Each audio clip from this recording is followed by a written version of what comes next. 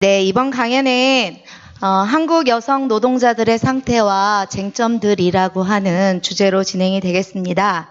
이번 강연은 강연의 발제자는 최미진 노동자연대 여성 담당 기자이십니다. 최미진 기자님께서는 낙태 여성이 선택할 권리라는 책, 그리고 성폭력 이체가해와 피해자 중심주의 논쟁이라고 하는 책을 쓰셨는데요. 책방에 가면 보실 수 있겠습니다. 그 외에도 다수의 여성 관련 기사를 노동자연대 신문에 기고하셨습니다. 그러면 큰 박수로 연사분을 모시고 발제를 듣도록 하겠습니다. 네, 반갑습니다. 오늘 주제가 이제 한국 여성 노동자들의 상태와 쟁점들인데요. 최근에 이제 몰카 항의 해화역 시위에 6만 명이나 되는 여성들이 모였습니다.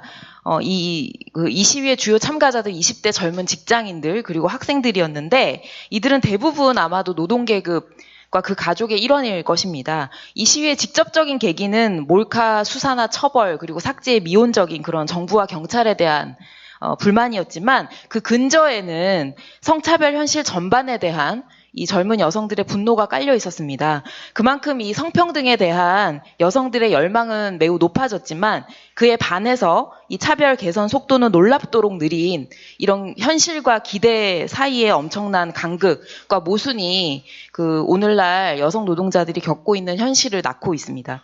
오늘날 여성 노동자들의 상태를 살펴볼 때 가장 큰 특징이 바로 이런 모순, 기대와 현실의 간극이라고 할 수 있습니다. 여성 노동자들의 삶과 노동의 조건은 지난 수십 년간 여러 면에서 큰 변화를 겪어왔습니다. 하지만 동시에 여전히 체계적 차별을 받고 있다는 사실만큼은 변함이 없습니다. 이런 모순의 두 측면을 종합적으로 균형 있게 봐야 여성 차별의 현실을 정확하게 이해할 수 있고 또 해방의 전망도 잘 세울 수 있을 것이라고 생각을 합니다. 그럼 우선 이제 한국 여성 노동자 규모부터 살펴보도록 하겠는데요. 네, 이거 안 꺼도 보이시나요? 뒤에 계신 분들 잘 보이세요? 네, 좀 더 잘 보이죠? 네, 이게 이제 한국 여성 임금 노동자 규모를 이렇게 그래프로 나타낸 것인데, 이 통계청이 임금 노동자 수를 집계한 이래로 한국 여성 노동자의 규모는 지속적으로 증가 추세입니다. 이것은 이제 돌이킬 수 없는 도도한 흐름이라고 할 수 있는데, 여기 보시면은 살짝 떨어질 때가 있었죠. 요때가 잠시 예외가 있었는데 1997년 IMF 경제위기 때였습니다. 그때 잠시 증가세가 꺾였지만 그때는 남성 노동자들도 마찬가지였고 또한 빨리 증가 추세를 회복을 했습니다. 그래서 현재 여성 임금 노동자 수가 890만 명 가량 되고요. 전체 임금 노동자의 44%를 차지합니다. 한국의 여성들은 역사상 그 어느 때보다 노동계급으로 많이 진출해 있는 것입니다. 여성들이 주로 일하는 직업도 변화를 겪어왔는데 1970, 80년대 수출 제조업에서 주로 종사하던 이런 여성 노동자들이 90년대 이래로 공공 민간 서비스 산업과 사무직으로 대거 진출한 것이 대표적입니다. 그 변화는 지금도 진행형이라고 할 수 있는데 이 직업이 이제 최근에 조사한 여성들이 가장 많이 종사하는 직업을 나타낸 것입니다. 150여 개의 직업 중에서 상위 15위까지를 나타낸 것인데요. 이 지난 5년 사이의 직업 변동도 이걸 조사할 때 같이 조사를 했거든요. 그랬을 때 그 직업의 변동이 남성보다 여성이 훨씬 더 두드러졌습니다. 일단 여성 직업 1위 자체가 매장 판매 종사자에서 경영 사무원으로 바뀌었어요. 1위가 바뀌었고요. 남성은 전혀 변함이 없었습니다. 그리고 특히 이 직업들 중에서 경영 사무원, 사회복지, 의료복지 서비스 종사자, 보건의료 종사자, 행정사무원 등등의 순위가 이전보다 상승을 했습니다. 이것은 근래에 팽창한 이 보건의료, 복지 서비스 산업 부문에서 여성들이 새롭게 많이 편입됐다는 것을 뜻합니다. 반면에 이제 매장 판매 종사자나 제조 음식 관련 단순 종사원 이런 직업들은 순위가 떨어지는 그런 변화가 있었습니다.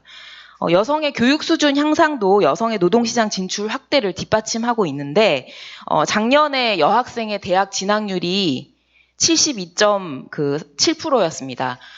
이거는 이제 남학생과 비교했을 때 더 높은 수치인데 역대 최대 격차를 기록했다고 합니다.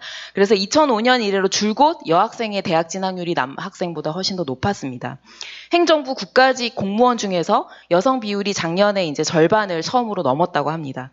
이런 것들을 보면은 여성의 학업 능력이나 직무 능력이 일반적으로 남성보다 떨어진다는 그래서 차별을 정당화하는 이런 주장들이 그저 편견에 불과하다는 것을 보여줍니다.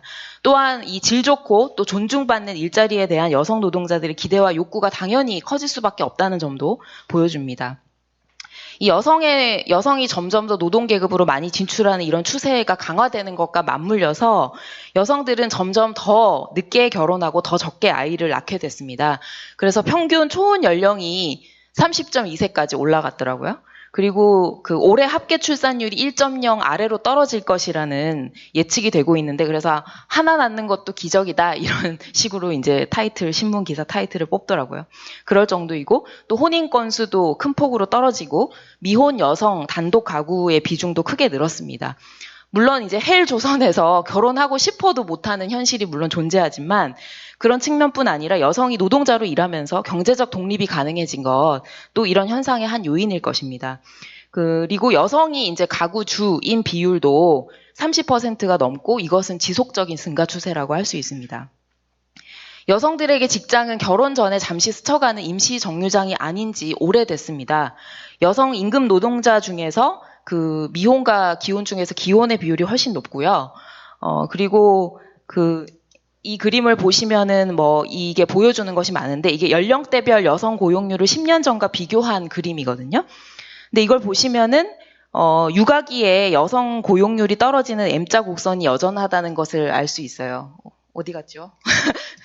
네, 이렇게 떨어지잖아요. 이게 10년 전 것이고 이 빨간 선이 최근 것인데요. 여전히 이렇게 패여지잖아요. 육아기에. 이런 특징을 여전히 가지고 있는 가운데에서도 변화가 있다는 것을 알 수 있는데 일단 고용률이 낮게 떨어지는 시점이 더 늦춰졌어요. 그래서 10년 전에는 이때 떨어졌다면 지금은 더 늦게 떨어지는 것을 볼 수 있고 그 다음에 파이는 정도도 좀 다르다는 것을 알 수가 있죠. 그리고 육아기가 지난 뒤에 이 회복하는 비율도 훨씬 더 최근 그 10년 전에 비해서 지금이 더 높다라는 것을 알 수가 있는데 즉 여성 노동자들이 더 오래, 더 많이 노동시장에 남아있다는 것을 보여줍니다. 그러나 여성의 노동시장 진출이 이렇게 유력한 대세가 됐지만 차별의 현실은 여전하다는 것도 분명한 사실입니다. 이 그림 속에서도 사실 그런 게 드러나고 있는데 사실 M자 곡선이 여전히 남아있다는 것 자체가 굉장히 구린 현실을 반영하고 있죠. 이거는 여성 노동자들이 육아 때문에 경력이 단절되는 일을 여전히 흔히 경험한다라는 것을 뜻합니다. 이거는 이제 고용 형태별 분포인데요. 이 파란 선이 정규직이고 빨간 선이 비정규직이에요. 이거를 딱 보면은 처음에 육아기 전에는 이 정규직 비율이 훨씬 높잖아요. 근데 이 시점이 딱 지나고 나면 완전히 역전되는 것을 볼 수 있습니다. 즉, 여성 노동자들이 경력 단절 다 되고 난 뒤에 돌아왔을 때 일자리가 비정규직 비율이 훨씬 우세하다는 것을 알 수가 있죠. 그리고, 이게 비정규직 비율 추이인데요. 이게 여성 그래프네요. 이걸 보면은 2000년 이래로 여성 노동자 중에 비정규직 비율이 줄어드는 추세이긴 합니다. 하지만 여전히 여성 노동자의 절반 이상이 비정규직으로 일하고 있는데 이것은 남성과 비교하면 높은 것이라고 할 수 있습니다. 더 고약한 것은 이명박근혜 정부를 지나면서 시간제 비율이 굉장히 늘었다는 것인데요. 지금 보면은 계속 올라가고 있죠. 이렇게 쭉. 이렇게 올라가고 있는데 시간제 노동자의 월 평균 임금이 71만 원으로 조사가 됐어요. 정규직의 4분의 1에 불과한 수치입니다. 박근혜가 말한 질 좋은 시간제라는 것도 허상에 불과하다는 것이 최근 실태 조사에서도 드러나고 있죠. 여성 노동자들이 입직 단계에서부터 받는 차별도 간과할 수가 없습니다. 최근에 은행 채용 비리 수사 과정에서 뜻밖의 사실이 드러났는데 바로 채용 성차별 문제였습니다. 즉 최종 합격자의 성비를 애초부터 4대1로 맞춰놓고 그래서 거기에 맞춰서 점수를 조작한 이런 현실이 드러났죠. 이것은 남녀고용평등법상에서 명백히 불법이지만 그 고작 벌금 500만 원만 내면 땡인 그런 솜방망이 처벌 규정뿐이라서 굉장히 유명무실하죠. 그래서 최근 5년간 고용노동부가 처리한 성차별 신고 사건 건수가 고작 14건에 불과했다는 것도 최근에 드러났습니다. 여성 노동자들이 겪는 차별을 가장 분명히 보여주는 지표가 바로 성별 임금 격차입니다. 한국은 정말 유명하죠. 그 성별 임금 격차가 OECD가 관련 통계를 낸 2002년 이래로 17년째 부동의 1위를 차지하고 있는데, 그 한국에서 이제 가장 권위 있는 노동 통계를 내는 한국노동사회연구소의 통계에 따르면은 작년 8월 기준으로 여성 노동자의 평균 월 임금 총액이 183만 원이라고 조사가 됐는데, 이게 남성 평균의 63%에 밖에 안 되는 그런 수치였습니다. 제가 앞서 말한 이런 차별의 여러 요인들이 모두 여성의 저임금에 영향을 미칩니다. 우선 여성들의 독박 육아로 인한 경력 단절 문제가 영향을 미치는데, 여가부 조사에 따르면은 경력 단절 경험이 있는 여성이 그렇지 않은 여성보다 월 임금이 무려 76만 원이나 적은 것으로 조사가 됐고요. 또 여성이 비정규직 일자리에서 더 많이 일한다는 점도 저임금에 영향을 미칩니다. 비정규직의 월 평균 임금은 정규직의 절반 수준으로 조사가 되고 있습니다. 이른바 성별 직종 분리 현상도 사라지지 않았는데, 앞서 제가 여성과 남성의 15대 직업에 대해서 이제 살펴봤는데, 여성의 직업 변화가 더 두드러진다는 특징 이외에도 또 다른 중요한 특징이 있었습니다. 그 총 직업 수가 150개 가량 됐는데, 여성과 남성 모두 지난 5년간 그 150개 중에 상위 15개 직업에 엄청 일자리가 몰렸다라는 것을 확인할 수 있었어요. 근데 그 중에서도 여성의 집중도가 훨씬 더 높았고요. 그런데 그 15대 직업 중에서 4개 직업만이 남성과 여성에 모두 해당됐고, 나머지 11개는 다 특정 성별이 다수로 차지하는 그런 직종이었습니다. 즉 여전히 여성들은 혼성 직종보다는 여성들이 주로 몰려있는 그런 작업장에서 일한다는 것을 알 수 있는데, 근데 문제는 이처럼 여성이 집중된 직종, 흔히 여성 직군이라고 불리는 이런 직종의 임금 수준이 대체로 낮다는 것입니다. 그 여성 15대 직업에서 전체 노동자 평균 임금보다 그 직업의 평균 임금이 낮은 게 15개 중에 11개였어요. 그러니까 대부분의 그 여성 집중돼 있는 직업이 평균 임금보다 낮은 직업이라는 것을 뜻하는 것입니다. 이건 5년 전에 비교하면 조금 나아진 것이긴 하지만 여전히 차별이 벌어지고 있다는 것을 보여주고 있습니다. 그 여성 집중 직종이 실제로 하찮고 주변적인 그런 일이어서 임금이 낮은 게 아닙니다. 더 많은 이윤을 위해서 성차별적 편견이 오히려 이용되는 그런 경향이 강하고, 그래서 사용자들은 그들 자신이 여성 노동력을 필요로 하면서도 남편이 뭐 주로 벌잖아, 너는 뭐 그 부차적이잖아, 뭐 반찬값이나 벌잖아, 이런 식으로 표현을 하면서 임금을 후려치는 것을 정당화하고 있죠. 또 여성들은 심지어 동일 사업장 내에서 같거나 유사한 일을 하더라도 임금 차별을 받는데, 그 동일 가치 노동 동일 임금이라고 들어보셨을 텐데, 이런 조항이 법에 있지만 사용자들은 온갖 방식으로 이것을 무력화하는 그런 시도를 해왔습니다. 그래서 같거나 유사한 일을 하지만 그 직무의 이름만 살짝 바꾸거나 분류만 살짝 바꿔놓고서는 이거 다른 일이라고 우기면 그만인 그래도 정부가 그런 걸 전혀 단속하지 않는 그런 일들이 많이 벌어졌습니다. 그래서 은행이나 마트 등에서 확산되어 온 분리직군제 같은 걸 보면은 여기에는 여성들이 압도적으로 몰려 있는데, 다른 남성 정규직 노동자들과 유사한 일을 하더라도 이 직군에 있는 노동자들한테는 호봉이나 사내복지 같은 것을 차별하는 그런 일들이 흔히 벌어졌습니다. 여성들이 받는 차별 중에 직장 내 성희롱 문제도 빼놓을 수가 없는데, 올해 미투 분위기 속에서 그 학교 비정규직 노동자나 기간제 교사 노조 등에서 이 직장 내 성희롱 실태 조사를 해봤는데, 그 빈도나 심각성이 매우 크다는 것을 다시 한번 확인할 수가 있었습니다. 수위의 차이는 있지만 상당히 많은 여성 노동자들이 직장 내 성희롱을 겪고 있고, 또 이런 직장 내 성희롱의 가해자 대부분이 그 기업주이거나 직장 상사인 경우가 대부분이었습니다. 그래서 이 직장 내 성희롱 여성 노동자들의 그 일할 의욕을 현저하게 떨어뜨릴 뿐 아니라 자존감을 해치고 직장을 그만두거나 심지어 목숨을 끊게도 하는 그런 문제입니다. 따라서 이것은 여성의 문제일 뿐 아니라 중요한 노동 조건 문제 일부가 돼 왔고, 이런 관점에서 그 노동조합이 직장 내 성희롱 문제를 중요하게 다뤄야 한다고 생각을 합니다. 그리고 지난 나흘의 막시즌 기간 동안에 문재인 정부에 대한 여러 이제 폭로가 많이 있었는데요. 특히 여성 노동자 그 문제에 대해서 문재인 정부가 한 배신은 굉장히 두드러진다고 할 수 있습니다. 문재인 정부에 대해서 여성 노동자들이 이렇게 말하는데, 말은 참 잘하는데, 말은 참 번지르르하고 생색도 참 잘 내는데, 정작 돈 드는 건 정말 안 한다. 이런 얘기들을 하시는데 저는 맞는 말씀이라고 생각이 들고요. 하지만 그 기층 여성 노동자들의 조건이 실제로 개선되려면 뭐 여성 그 장관들을 많이 배출하고 그런 것으로는 그 개선이 직결되는 것이 아니고 그것을 위한 실제 그 물질적 재원이 대폭 투자가 돼야만 합니다. 특히 한국이 그 OECD 국가들 중에서 여성 아동에 대한 투자가 거의 꼴찌 수준인데 이런 나라에서 이런 물질적 재원이 대폭 확대되지 않으면 어떤 개혁이라는 거, 여성들을 위한다라는 것은 그냥 공언에 불과한 말일 수 있겠죠. 그러나 문재인 정부는 벌써부터 정말 노동자 양보를 강요하고 있습니다. 문재인 정부가 개혁을 약속하고도 배신한 쟁점들은 모두 여성 노동자들에게도 심각한 타격을 입히는 그런 문제들이었습니다. 어제 저녁에 이제 여성 노동자들이 나와서 문재인 정부에 대해서 여러 가지 폭로를 많이 했는데요. 여성들이 대거 집중돼 있는 공공부문 비정규직에서 이 정규직화 약속이 완전 누더기가 됐죠.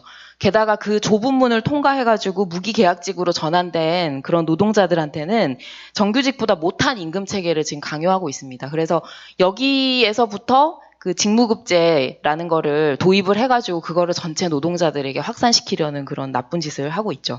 그리고 여성 노동자들이 이 사실 최저임금의 영향권하에 가장 많이 놓여 있습니다. 특별히 많이 놓여 있는데 그런 점에서 최저임금 줬다 뺏기 공격 이것에 특히 여성 노동자들이 많은 타격을 입게 됐습니다.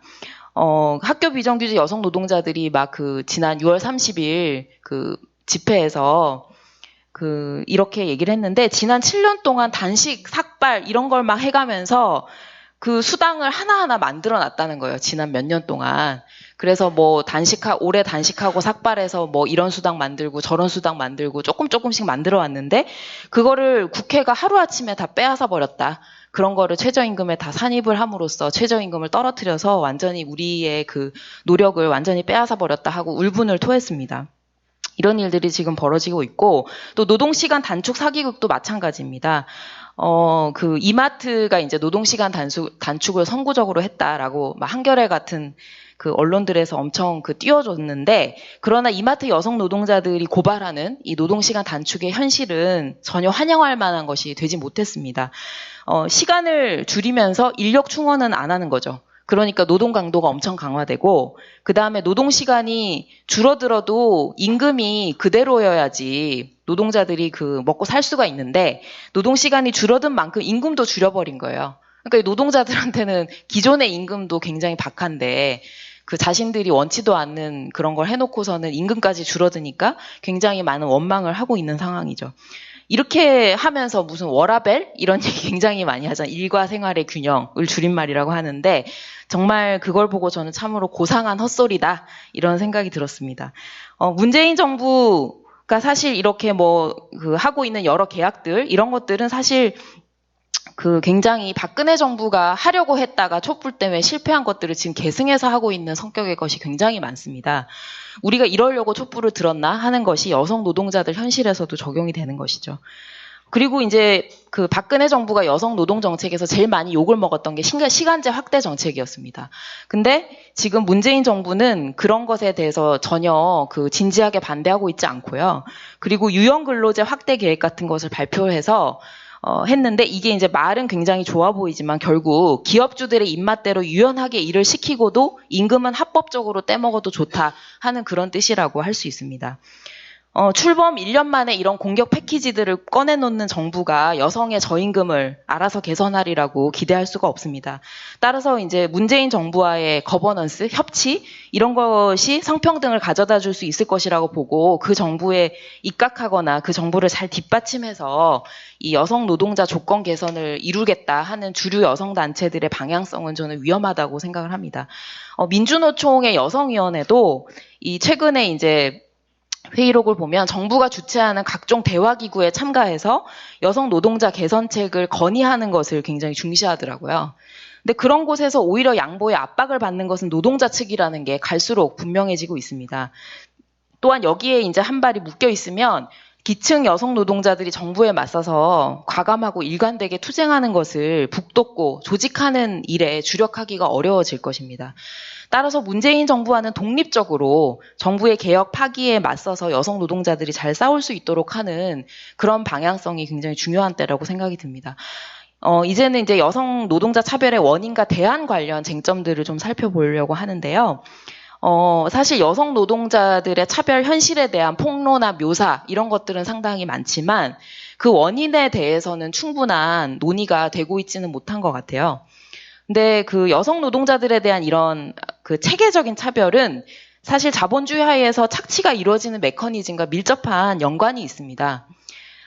일단 그 자본가 계급에게는 잘 교육받고 건강한 현재와 미래의 노동력을 안정적으로 길러내는 게 매우 중요하죠. 따라서 그 부담은 자본가들과 또 국가가 지는 것이 마땅합니다. 그러나 이들은 그 주된 부담을 개별 노동자 가족, 특히 여성 노동자들에게 떠넘겨 왔습니다. 물론 그 자본가들도 여성들을 집에만 묶어두는 건 굉장히 아깝다고 생각을 합니다. 많이 교육받았고 자신들이 뭐 여러 가지 투자를 했는데 묶어두는 것은 아깝다고 생각을 하죠. 그래서 여성 고용률을 높이려고 애를 쓰고 보육 지원도 어느 정도는 합니다. 그러나 그 수준은 언제나 불충분했고 특히 경제위기 시기에는 있던 복지마저 해소해가는 그런 경향이 있습니다. 그래서 한국에서 여전히 상대적으로 질이 좋은 그런 국공립 어린이집 이런 것들이 여전히 전체 이용자 수의 10%밖에 되지 않습니다. 90%는 민간 그 어린이집이고 이런 데들은 굉장히 보육의 질이 낮거나 결국 그런 그 노동자들의 돈이 많이 들어가는 그런 실정이죠. 결국 이들이 추구한 방식은 여성 노동자들에게 육아 집안일도 하면서 노동자로서 일도 하라는 그런 이중의 굴레를 씌우는 방식이었습니다.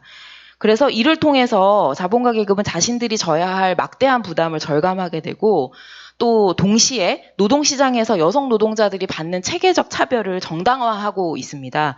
즉 여성 노동자들은 애 키워야 되니까 경력 단절도 감수해야 되고 비정규직도 감수해야 되고 저임금도 감수하라, 감내해라, 그게 너희의 숙명이다 이렇게 얘기하는 것입니다.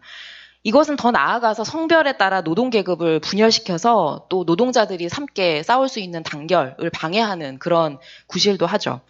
이런 점들을 살펴볼 때 결국 여성 노동자들을 체계적으로 희생시키는 자본주의 이윤 중심 체제에 도전하는 것이 여성 해방에도 굉장히 중요하다는 점을 알 수가 있습니다. 하지만 이 페미니즘 내에서 이제 흔한 설명은 이런 것이라기보다는 여성 노동자가 받는 차별의 원인이 그 노동시장의 가부장제에 있다. 이런 설명이 굉장히 많습니다. 즉 남성이 여성을 지배하는 가부장적 구조가 가정 바깥의 노동시장에서도 유지됨으로써 그 여성이 가정에서 하는 역할이 연장되는 그런 주변적인 직업군에만 여성 노동자들이 몰리게 된다. 이런 설명입니다. 그리고 이런 구조에서 남성 노동, 물론 자본가들도 이득을 얻지만 남성 노동자들도 임금 노동과 가사 노동 모두에서 이익을 얻게 된다. 이런 주장들이 많죠. 그래서 이런 관점들은 대체로 계급의 문제보다는 성별의 문제를 더 핵심으로 보면서 이 여성 노동자 차별을 설명하는 그런 분석이라고 할 수 있습니다. 하지만 여기에는 중요한 몇 가지 난점이 있는데요. 첫 번째로 이 성별 직업 분리, 아까 제가 굉장히 그 여성 혼성 직종보다는 특정 성별로 몰려 있고 특히 여성이 집중된 그 직업의 임금이 낮다 이런 얘기를 했는데 이런 성별 직업 분리를 이 가부장제가 노동시장으로 확장된 결과로 설명을 하는 게 오늘날 여성 노동자들의 진정한 성격을 보여주지 못한다고 생각을 합니다. 여성이 가사노동과 유사한 직업에서만 일하는 것은 전혀 아니에요. 아까 그 15대 직업을 제가 보여드렸지만 그런 것과 무관한 직업들도 많고 현재 이 여성 집중 직업군이 형성된 과정을 보면은 가사노동과 유사하기 때문에 그렇게 된 것이 아니고 오히려 새롭게 팽창한 산업에서 여성 노동력이 대거 필요했기 때문에 거기서 여성들이 많이 일하고 있다는 특징이 오히려 더 발견이 됩니다. 설사 그 집안일과 유사해 보이는 일이라고 할지라도 집안에서 개별적으로 그냥 무보수로 하는 것과 주부로서 그 이윤 창출 과정의 일부로서 집단적으로 일을 하는 것은 명백히 다른 특성이 있습니다. 뭐 학교 급식 노동자들이나 대학 청소 노동자들이 밥하고 청소한다는 그 피상적인 그 내용은 같지만, 그러나 그것을 집에서 주부가 하는 일과 완전히 똑같다고 생각하는 사람은 별로 없을 것입니다. 두 번째로 이런 그 노동시장의 가부장제, 이런 주장은 여성 노동자들이 자본주의에서 부차적이고 주변적인 일만 하고 있다라는 인식을 강화할 수 있는데, 저는 이 또한 지나치게 일면적인 얘기라고 생각을 합니다. 여성이 그 집중된 직업군의 임금이 낮고 또 차별이 심하다고 해서 자본주의에서 여성 노동력이 덜 중요한 게 결코 아닙니다. 여성 노동자들은 앞에서도 살펴봤듯이 그 규모와 비중 면에서 갈수록 그 중요한 부분이 되고 있고, 그래서 자본주의에서 핵심 산업들은 여성 노동자들 없이 굴러갈 수 없습니다. 즉 자본가들에게 여성 노동자들이 매우 중요하고 필요한 노동력이라는 것입니다. 여성 비정규직 비율을 보고 이런 주변화돼 있다, 이런 말을 하는 사람들도 많지만, 여성 노동자의 또 절반가량은 정규직이거든요. 그리고 추세로 보면은 아까 제가 그 비정규직 그 비율 관련해서 보여드렸듯이 이렇게 그 떨어지고 있는 추세, 비정규직 비율이요. 그러고 있는 추세이기도 합니다. 게다가 그 비정규직 일자리라는 게 모두 언제든지 뭐 금방 처분할 수 있는 그런 일자리는 아니에요. 실제로 여성 노동자들의 실상을 보면은 계약을 여러 차례 갱신하면서 굉장히 오랫동안 지속적으로 일하는 경우가 많고, 또 근무지를 옮기더라도 같은 직업에 꾸준히 종사하는 경우도 많습니다. 그러니까 자본가의 처지에서 보더라도 특정 업무에 대한 숙련이 쌓인 그 노동자들을 계속 교체하기만 하는 것은 별로 그 도움이 안 되고, 그렇기 때문에 모든 여성 노동자를 단기 임시직으로만 고용할 수는 없는 것입니다. 세 번째로 또 그 우리가 살펴볼 점은 여성 노동자 차별에서 그 중요한 이득을 얻는 것이 과연 남성 노동자들일까 하는 점입니다. 여기서 커다란 이득을 얻는 것은 앞서 살펴봤듯이 바로 자본가들과 자본주의 국가라고 할 수 있습니다. 이 점을 분명히 하지 않으면 차별에 맞선 올바른 전략을 놓칠 수가 있다고 저는 생각을 합니다. 사실 여성운동과 노동운동 내에서는 그 성별 격차 해소 문제가 굉장히 큰 화두가 되어 왔습니다. 정말 중요한 문제죠. 성별 임금 격차, 여러 가지 그 성별 격차를 노동시장 내에서 해소하는 거는 굉장히 노동운동의 중요한 과제인데, 근데 이 문제를 다룰 때 중요한 점은 진정한 격차가 어디에 있고, 그래서 어떻게 격차를 해소할 것인가 하는 점이라고 생각을 합니다. 한 예로 이제 그 직무급제 쟁점이 있는데요. 그 문재인 정부가 공정임금이라는 걸 꺼내놨어요. 그 내용은 직무급제 도입하겠다는 건데, 근데 그거 사실 박근혜 정부가 하려고 했던 거를 이것도 계승하는 것에 불과한 것인데요. 그러나 그 문재인 정부만이 이런 걸 추진하는 게 아니라 사실 그동안 이제 여성운동 일각에서는 직무급제가 성별 임금 격차 해소의 방편이 될 수 있다라는 기대가 있어 왔습니다.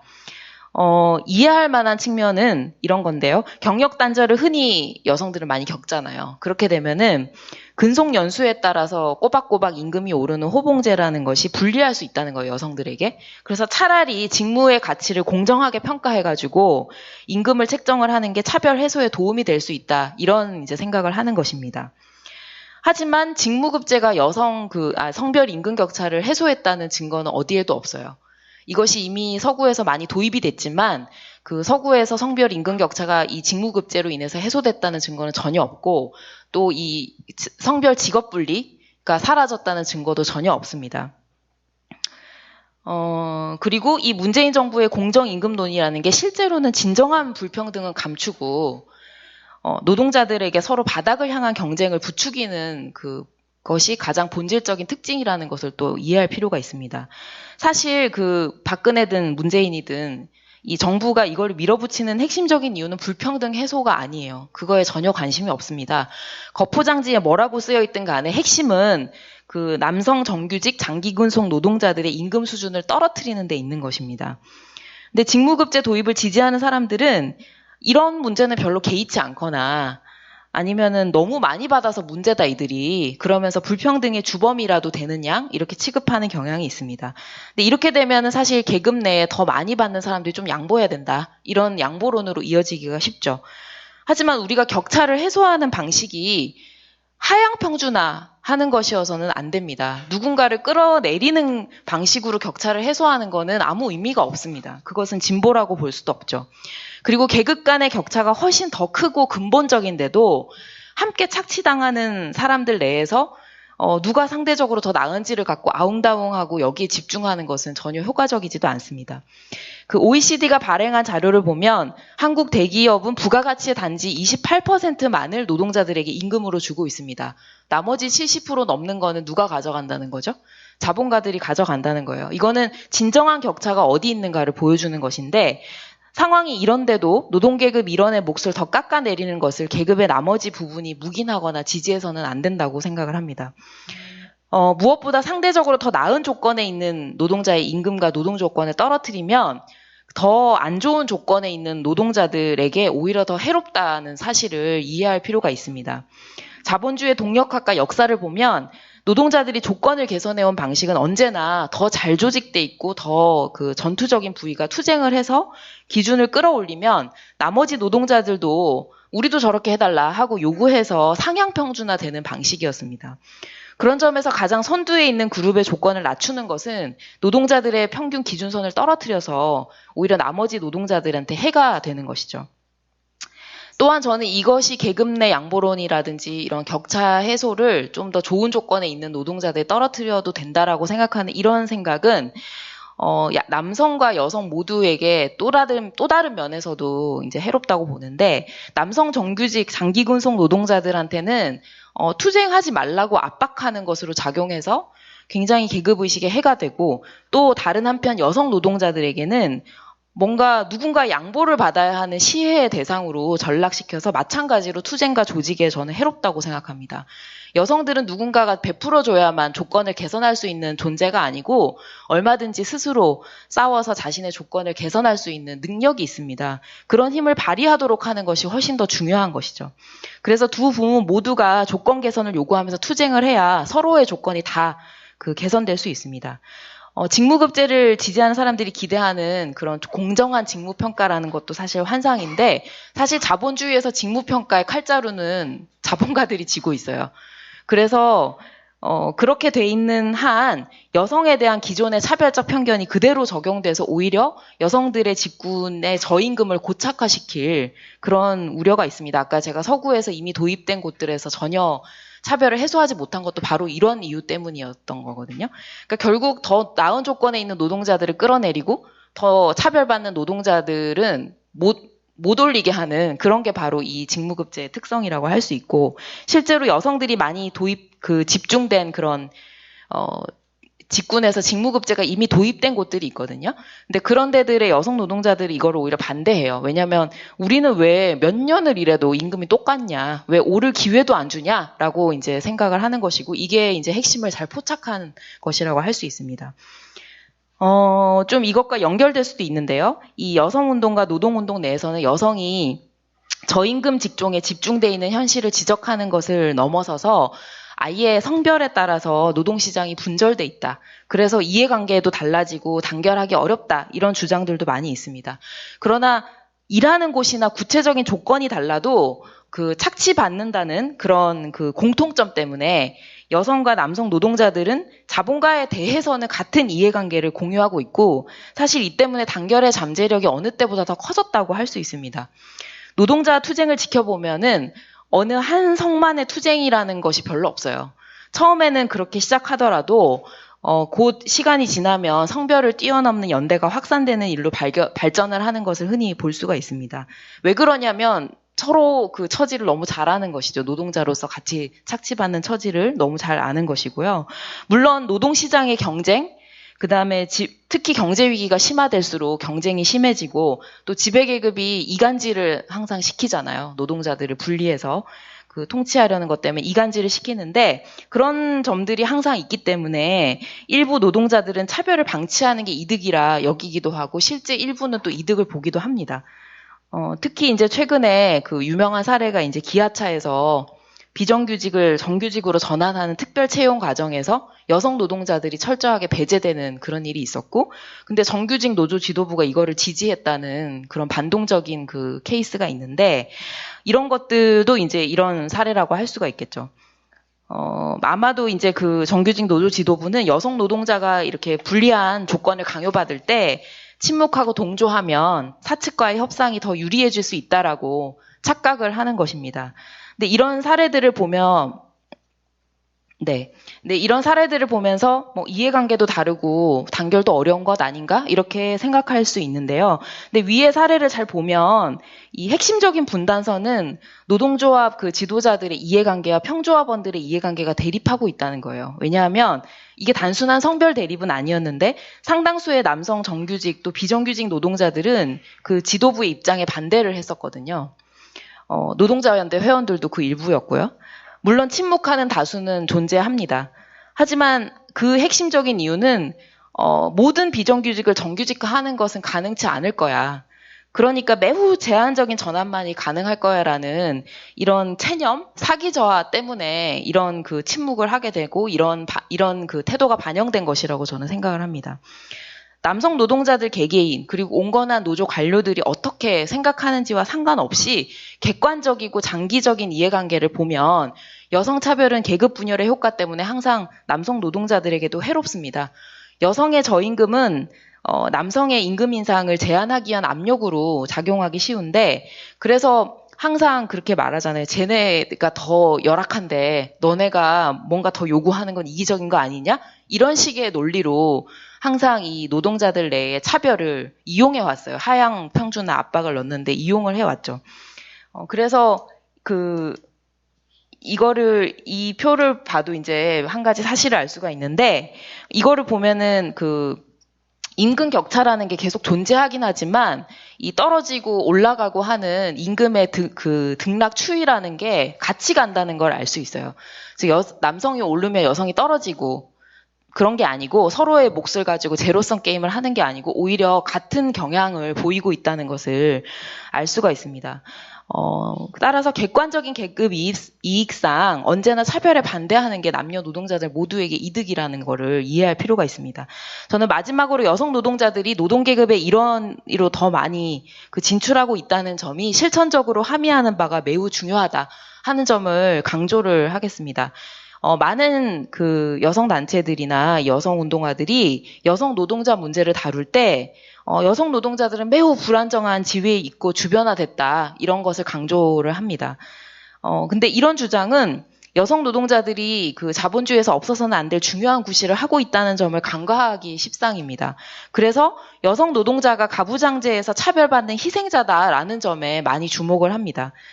따라서 이로부터 나오는 대안들은 남성 노동자들한테 어떤 특권을 내려놓으라고 계몽을 하거나 아니면 여성 단체들이 노동자들 대신 좋은 법과 제도를 마련해 주겠다, 우리를 지지해 달라라고 하는 방식이기 쉽습니다. 이런 것은 이제 온건 개혁주의적 대안이라고 말할 수 있을 것인데 이렇게 되면 여성 노동자들 자신의 어떤 집단적인 잠재력 그런 것을 강조하고 또 그걸 현실화시키기 위해서 조직하는 데 방점을 두지 않게 되죠. 그러나 여성 노동자는 자본주의와 가부장제의 희생자, 피해자이기만 한 게 아니고 여성은 자기 자신의 조건을 개선할 수 있고 그런 것을 위해서 투쟁할 수 있는 잠재력이 있습니다. 우리가 이제 자본과 노동의 관계를 얘기할 때 그것이 서로 상호 의존적이다. 서로 상호 의존한다라는 점을 볼 필요가 있어요. 즉 노동자들도 생계를 유지하려면 자본가한테 고용이 돼야 되지만 그러나 자본가들도 노동자들의 노동력을 받지 못하면은 이윤을 창출할 수 없습니다. 그렇기 때문에 노동자들이 집단적 투쟁을 벌이고 하는 걸 굉장히 싫어하고 굉장히 히스테리컬하게 반응을 하는 것이죠. 그리고 바로 이 때문에 노동자들이 자본주의의 무덤을 판다라는 마르크스의 주장이 나온 것이고 바로 이 때문에 해방의 잠재력이 나오는 것입니다. 그리고 여성들이 더 많이 오늘날 노동자로 진출하고 있다는 것은 노동계급의 이런 잠재력을 여성 노동자들도 공유하고 있다는 것을 뜻합니다. 즉 여성 노동자들은 다른 누군가가 대신 뭔가 해방시켜줘야 하는 그런 존재가 아니라는 것이죠. 따라서 저는 좌파는 이 노동계급을 이간질하는 각종 주장들을 잘 반박하고 또 임금차별과 불평등에 맞선 여성 노동자들의 투쟁이 더 강력해질 수 있도록 계급적인 연대를 건설하는 것을 핵심 과제로 삼아야 한다고 생각을 합니다. 감사합니다. 발제자 정리 발언 듣고 마무리하도록 하겠습니다. 한 6분 정도가 나와서 플로어에서 주장해 주셨는데 잘 들었고, 특히 이제 각 부문의 여성 노동자 동지들이 나와서 이제 발언을 해주신 거 잘 들었습니다. 아까 그 간호사 그 노동자들의 현실을 한 분이 말씀해 주셨는데, 저도 사실 올해 새로운 부문의 조직화가 확대됐고, 특히 촛불 이후에 여성 노동자들의 조직, 노조 가입이 늘고 있다는 반가운 소식을 들었고, 그 중에 한 부분이 또 이 간호사들일 것 같아요. 아까 말씀하신 섹시댄스 강요, 성차별적 갑질 이런 거를 했던 몇몇 병원들에서 아직 노조가 없었는데, 이런 것에 항의하는 과정 속에서 이제 조직화됐다라는 것을 저도 들었고, 그게 사실은 성차별적 갑질 문제도 있지만 그 이면에는 사실 엄청난 노동 강도에 대한 누적된 불만, 그런데 그것을 이제 조직화돼 있지 않으니까 그동안 참아왔다가 이번에 이제 그런 것을 싸우는 계기가 된 그런 일들이 있었다고 저도 들었고요. 그리고 이제 여기뿐 아니라 화장품, 백화점에서 화장품 판매하는 여성 노동자들도 올해 초에 굉장히 서울역에서 규모 있는 집회 같은 걸 개최하면서 임금 인상 투쟁 같은 걸 벌였는데, 또 이제 노동 강도 강화에 반대하는 이런 이제 곳곳에서 이제 여성 노동자들이 투쟁하고 스스로 조직화하고 하는 것들이 저는 이제 촛불의 영향으로 좀 그런 자신감 같은 게 좀 영향을 미치지 않았나 생각하고, 이런 게 좀 더 많이 확대됐으면 좋겠습니다. 그리고 저는 아까 이제 한 분이 말씀하신 여성이 주변화돼 있다라는 주장에 대해서 어떻게 볼 건가 하는 점에 대해서 좀 답변을 해야 할 것 같은데요. 일단은 그런 페미니즘에서 흔한 주장, 여성 노동자의 주변화, 이런 얘기가 여성 노동력의 중요성을 오히려 잘 인지한 결과가 아니냐, 이렇게 말씀을 하셨는데, 근데 제가 그런 주장들을 잘 꼼꼼히 살펴봤을 때는, 일단 그런 건 있어요. 여성 단체들도 다 같지는 않고, 이제 저는 이제 굉장히 주류 여성 단체들, 그리고 페미니스트 학자들 중에 이제 흔한 주장들, 이런 것을 얘기를 한 건데, 이런 얘기가 이제 여성 노동자들이 자본주의에서 불필요한 존재다, 이런 얘기를 했다고 보지는 않아요. 제가 그렇게 말한 것도 아니고, 그런데 다만 주변화됐다는 것을 중심으로만 보게 되면 너무 일면적으로 이 여성 노동자들의 특성을 보는 것일 수 있다라는 점을 오히려 저는 얘기하고 싶었는데, 이 주변화라는 말을 좀 잘 뜯어볼 필요가 있다고 저는 생각을 해요. 이게 여전히 자본주의에서 굉장히 여성 노동자들한테 차별적인 조건, 그 다음에 질 나쁜 일자리, 이런 게 강요되고 있다라는 뜻이라면 저는 그건 맞는 말이라고 생각하고, 아까 발제에서도 제가 어떤 체계적 차별을 받는지에 대해서 말씀을 드렸죠. 근데 그걸 말하는 거라면 맞지만, 그러나 저는 차별받기도 하지만 동시에 여성 노동자들이 자본주의에서 이렇게 늘어나고 착취를 받으면서도 그 이면에는 거기서 나오는 투쟁의 잠재력이 있다라는 점을 굉장히 중요하게 동시에 봐야 한다고 보거든요. 근데 이런 주변화돼 있다, 가부장제 피해자다, 희생자다, 이런 담론들은 이런 점을 전혀 주되게 보지 못하게 하는 약점이 있다고 저는 보는 거예요. 그래서 너무 좀 일면적이다, 또는 여성 노동자들이 처한 현실을 너무 일면적으로 과장한다라는 그런 이제 점을 제가 지적을 했던 것이고요. 그래서 이게 뜻하는 바는 저는 실천적으로 두 가지가 이제 막스주의와 차이가 있다고 보는데, 첫 번째는 여성 노동자들이 희생자, 피해자, 이런 측면들만 강조하게 되면은 어떻게 스스로 조직하고 싸울 수 있는가, 그리고 그게 어떤 여성 해방의 잠재력으로 나갈 수 있는가, 이런 점은 전혀 강조되지 않는다는 건데, 실제로 많은 이 여성 노동자들을 둘러싼 얘기들이 차별의 현실을 많이 묘사하긴 하는데, 여성 노동자들 자신이 아래로부터 투쟁을 통해서 어떤 이런 문제들을 개선할 것인가, 그런 걸 조직하고 확대하고 북돋고, 이런 방향의 실천적 결론으로 가기보다는 굉장히 개혁주의적 대안으로 많이 흐른다는 거예요. 아까도 말씀드렸듯이 이런 실천적 함의 같은 게 중요하기 때문에 저는 이 점을 좀 봐야 한다고 보고, 아까 또 한 분이 나와서 말씀하셨지만 두 번째 측면은 이 노동계급으로서 여성과 남성의 단결 가능성, 그런 점에 대해서 굉장히 간과하게 된다는 거예요. 같이 착취받는 조건에 놓이게 됨으로써 어떤 공통점과 이해관계의 공유가 늘어나고, 그래서 어떻게 같이 단결할 수 있는가 하는 근거 같은 것을 우리가 그 찾을 수가 있는데 여성 노동 계급의 진출이 의미하는 바에서 이런 걸 찾을 수가 있는데 그 노동시장의 가부장제로 보면은 이런 함의 같은 걸 놓치게 되는 거예요. 그렇게 됨으로써 어떤 여성과 남성 노동자들의 이해관계가 다르고 같이 싸우기 힘들다 이런 쪽으로 더 많이 얘기를 하게 되고 그렇게 되면 사실 여성 노동자들이 투쟁할 때 그것을 가장 그 효과적으로 뒷받침하고 힘을 모을 수 있는 세력을 잃게 되는 그런 결과도 나올 수 있기 때문에 저는 이런 그 실천적 함의들 결론들 이런 거를 잘 그 살펴볼 수 있고 이런 점 때문에 제가 아까 여성이 주변화돼 있기만 하다. 여성 노동시장의 가부장제 결과로 그렇게 된다라는 주장들을 제가 반박을 한 것이었고 그 제가 한 주장의 요지 같은 것이 주택의 일면성만 강조하는 것에 대한 비판이었다 하는 점을 좀 이해해 주시면 좋겠습니다. 그리고 저는 아까 이제 뭐 청소 노동자들 사례 같은 것이라든지 뭐 기아차 사례 같은 거에서 어떤 단결의 잠재력 같은 걸 많이 얘기했는데 그러니까 저는 근데 남성 노동자들이 연대를 해줘야만 여성 노동자들이 뭐 싸울 수 있고 투쟁의 성과를 볼 수가 있고 그렇게 생각하진 않아요. 여성 노동자들 자신의 힘만으로도 그런 조건을 개선할 수 있는 여지가 있고 실제로 여성이 집중된 작업장들에서 투쟁을 우리가 하는 걸 굉장히 많이 봐왔어요. 아까도 잠깐 얘기했지만 6월 30일 그 노동자 대회에 모인 대열의 절반 아마 이상이었을 것 같은데 여성들이요. 학교 비정규직 노동자들이나 이런 공공 부분에서 일하는 여성 노동자들이 굉장히 많이 왔는데 그런 투쟁들이 그 벌어질 수 있고 그럴 능력이 있어요. 하지만 그 여성 차별이라는 것이 그 단지 개별 작업장만의 문제에서 더 나아가서 그 근원에 도전을 하려면 아까 제가 말씀드렸던 이 착취의 메커니즘과 어떻게 차별이 연관되어 있는가를 봐야 하고 그 뿌리를 끊어내려면 사실은 그 체제에 도전을 해야 하는데 이런 일을 할 때는 특정 성별만의 힘을 사용하는 것으로는 부족할 것이고 이럴 때 우리가 노동계급으로서 어떤 잠재력, 공통점 이런 것이 있는가 하는 거를 보는 게 중요하다고 보고 이런 문제 속에서 이제 남녀 노동자 단결을 보는 것이 좋겠다 하는 게 제 생각이고요. 네, 이런 정도로 좀 정리는 마치도록 하겠습니다. 네.